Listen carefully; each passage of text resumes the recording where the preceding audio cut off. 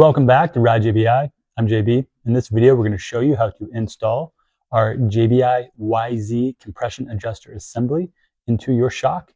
You're watching this because likely you purchased one of our JBI spec KYB DIY shock kits.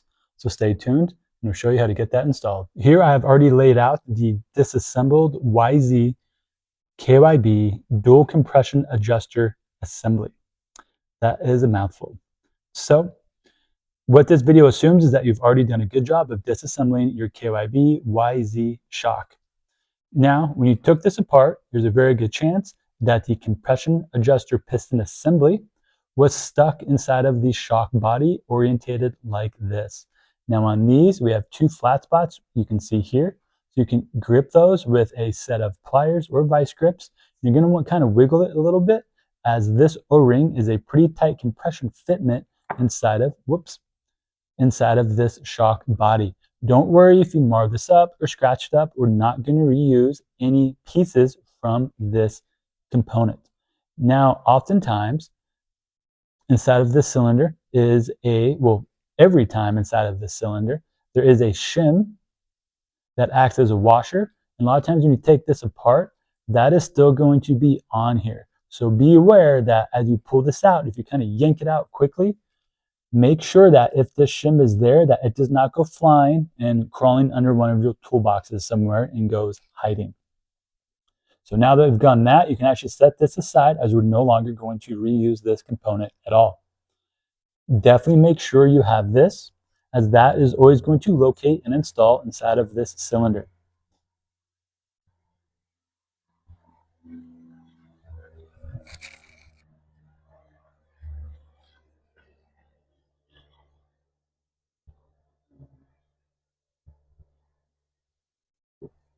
This cylinder is directional. It is not symmetrical, meaning it is not the same on both sides. If we flip it around, you'll see that it is just flat with no recess cut inside of it. So meaning this shim would not fit inside of it. So this will always locate inside of there. So these two items you're going to reuse. Also make sure that you have your high speed spring as well. We're going to reuse that. Here is what we call the KYB compression adjuster housing. This has your clickers in it, the housing body. On the inside of here, you're going to see a small blue shim.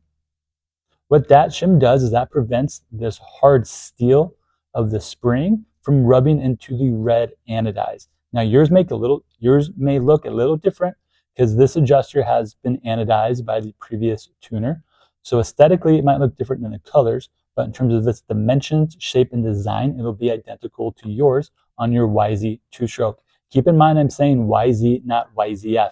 We have a separate video for the four-strokes models, as that adjuster has some minor differences and uniquenesses in it. So now that we've accounted for the items that we want, we can go ahead and start rebuilding it. First we can do is put this spring back in. This spring is not directional, so you can install it either way. Next is going to be our cylinder. The side that has the recess cut is going to be facing us as we put it in. This is not a snap fitment. It locates in there snugly, but you don't have to push down. Now it is time to install our new JBI titanium compression adjuster piston assembly.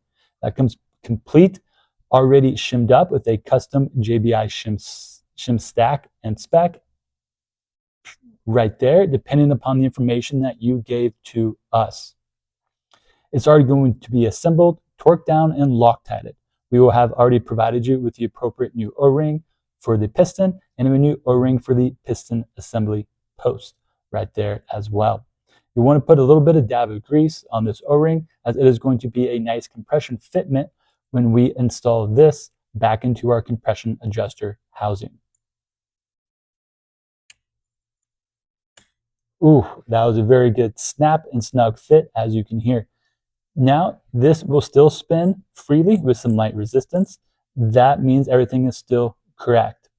Now, the next step, depending on how you're going to bleed up this shock, will depend when you're going to reinstall this into the shock body. But when you get to that time, please make sure to apply a little bit of grease on the compression adjuster piston O-ring here, a little bit of grease on these threads and this O-ring as well. So that way when you install it back in here, everything goes in nice and snug, well greased, and it fits quite well. Now that we've gone over how to assemble this, as you can see, it was pretty easy. Let's briefly touch on what is unique, similar, and different than the original compression adjuster piston. I'm going to set this right here, kind of out of the way. The first thing we can take away is that you'll see the holes on this compression adjuster piston are much larger than the one in my hand that is our JBI spec. Reason being is KYB later on in their years came out with an updated version of this with much smaller holes. I believe it first debuted on the 2018 YZ450 on the 4-stroke, and then it made its way onto the 2022 Yamaha YZ 2-stroke models. The smaller holes work well for motocross, but they're actually even smaller than the ones that we show on our piston here, meaning the second version of this. We feel that was a little bit overkill because KYB is always known for their good plushness and comfort. We think that they went a little bit too far, and especially on their off-road applications as well. It's creates much more damping resistance than we would like it to. Instead of the piston being the limiter and dampening resistance, we want our shim stack to be the item that dictates overall how much compression damping that it makes. So you can see that we kind of chose a happy medium, meaning it is definitely an updated design versus this one, but the holes aren't quite as small or as restrictive as the newest KYB adjuster piston. There's a caveat to this. 2026 YZF 450 has an entire new compression adjuster piston design. We'll talk about that in another video.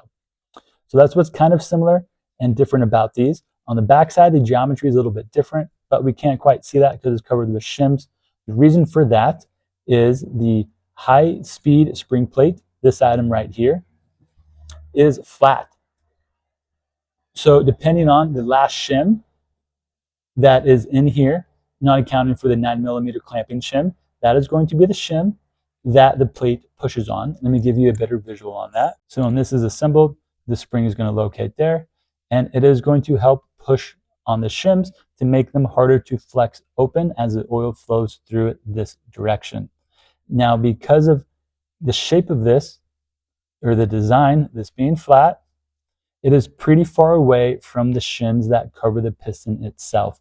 The farther away we get from those shims, the less effective it is. We have an older video where we compare the WP, the Showa, and the KYB compression adjuster assemblies, and we talk about which ones are most effective, kind of effective, and least effective when it comes to the high-speed adjuster units. What we did at Ride JBI is we really prefer the Showa style of the high-speed plates. As you can see, ours had a small recess cut. What that means is ours is actually going to push up farther into the shim stack. It's actually going to assist the 14mm shim that's in the stack. So the shims are going to be closer. It's going to assist closer to the shim on the face of the piston. So by that, I mean the largest shim in this adjuster is an 18mm shim. That's the shim that covers the holes, and the first shim to deflect open as oil flows through it this way. So what that means is when this is assembled on, our adjuster spring is now assisting the shims farther up into the shim stack. So that means when you make adjustments here on your high-speed adjuster, they're going to be more effective when you do that.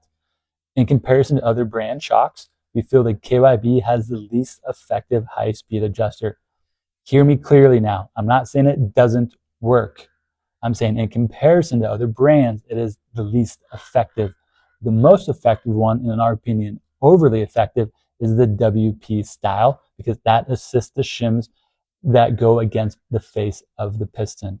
We have found the Showa to be the most well-liked and well-tunable when it comes to rider feedback and our own feedback as well. So the biggest takeaway you can get from ours is you're going to get the more updated design piston, which still works great for motocross and off-road. It doesn't favor one either way. Ultimately, it comes down to the shim stack we have here. And then we have a different high-speed adjuster plate that's going to make your high-speed adjustment more effective than stock. And we can assemble this back together right quick because it's quick and easy. Don't forget our shim, our spring, again, not directional. This fits into there. Get a nice, good click. And now you're ready to install this back into your shock and finish building your JBI spec KYB DIY kit shock.